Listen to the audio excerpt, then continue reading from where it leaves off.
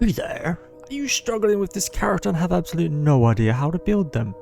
Are you still learning what the items do, or do you simply want to try something different on your favorite character?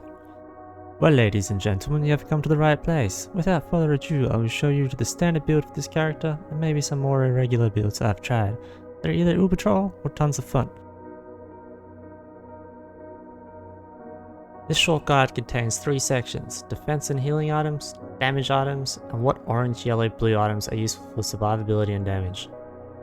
I'll have a grading system for defense, healing, and damage items ranging from S tier, which I believe is the best item to use, down to Z tier, which contains all the leftover items, meaning they are pointless to select as they are better items to grab. I will not be listing every item in the game, but only the ones you should use.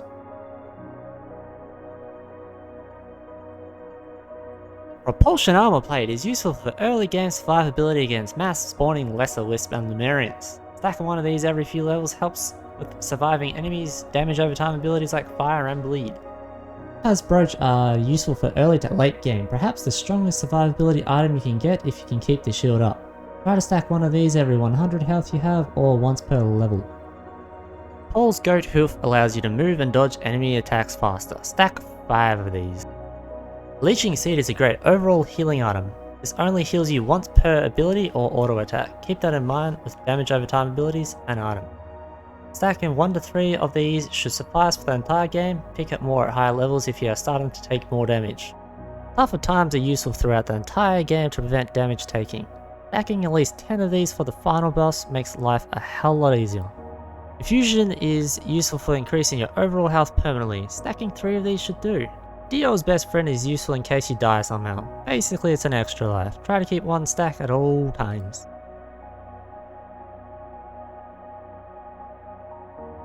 Gasoline is very useful to increase your area of effect damage for any character using white items.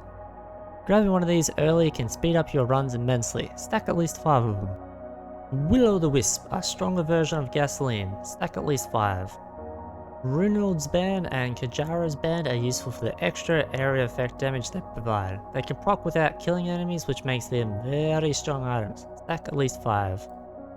Ceremonial Dagger is overpowered when used with single shot builds. Only stack 1 of them. Shaped Glass should be called Glass Cannon because that's what it is. Stack as many of these as you dare. Just remember, each one doubles your damage and halves your health. Old Guillotine is useful to finish elite monsters. Don't bother stacking more than 1 of these. Happiest Mask is a bit of a troll item really, but it's fun to use, and I encourage you to use it as a ghost are kinda overpowered. Only stack 1. Resonance This is similar to Ceremonial Daggers because of how it activates. The difference is it has a boomerang and area effect to it, making it almost on par with Ceremonial Daggers. Stack 1 of these max. Fuel Cell is great if you want large quantities of orange or blue item usages. Royal Capacitors, Fuel Cells, and Gesture of the Drowned are one of the most overpowered builds in this game. Stack as many as you want. Disposable Missile Launcher is one of the highest damage items in the game. The only issue is you can't select your targets as it chooses whatever is on your screen that is closest. Royal Capacitor does massive single target damage. In combination with a few area of effect items, this can create a mini nuke.